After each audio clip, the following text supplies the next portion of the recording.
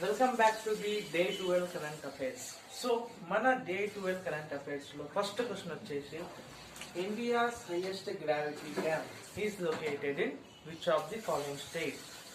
So ఇండియాలో highest gravity dam ఏ state లో దీన్ని రీసెంట్ గా బిల్డ్ చేసింది?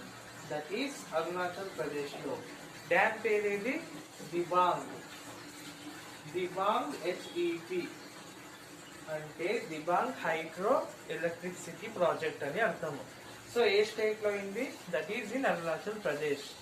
అండ్ సెకండ్ క్వశ్చన్ వచ్చేసి widow remarriage incentive scheme is launched by which of the state. So recent గా widow remarriage incentive scheme అనే యొక్క స్కీమ్ ని ఎవరు లాంచ్ చేసిండ్రు? దట్ ఈస్ జార్ఖండ్ యొక్క స్టేట్ లాంచ్ చేసింది. అసలు విడో రీమ్యారేజ్ ఇన్సెంటివ్ స్కీమ్ అంటే ఇది.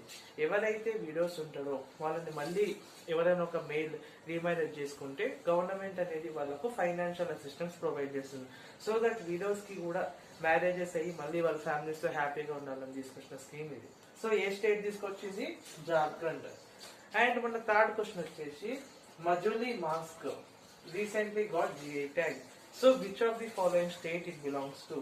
సో రీసెంట్ గా మజులీ మాస్క్ కి జిఐ ట్యాగ్ వచ్చింది. సో ఈ మజులీ మాస్క్ ఏ స్టేట్ కి సంబంధించింది? That is Assam. అసలు జిఐ అంటే ఏంటి? Geographical indication. ఏవైతే థింగ్స్, ఏవైతే స్పీషీస్ అనేటివి ఆ పర్టికులర్ లొకేషన్ లోనే మనకు దొరుకుతాయో, రేర్ స్పీషీస్ ఉంటాయో వాటికి జిఐ ట్యాగ్ అని ఇస్తాం, జియోగ్రాఫికల్ ఇండికేషన్.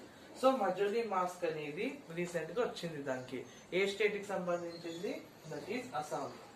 సో ఈ 3 కరెంట్ అఫైర్స్ లో ఫస్ట్ ఇంపార్టెంట్ కరెంట్ అఫైర్ వచ్చేసి ఇది. విడో రీమ్యారేజ్ ఇన్సెంటివ్ స్కీమ్ ఏ స్టేట్ లో చేస్తుంది? జార్ఖండ్. అండ్ సెకండ్ ఇంపార్టెంట్ వచ్చేసి ఇది Majuli mask attain GI tag. So which of the following state it belongs?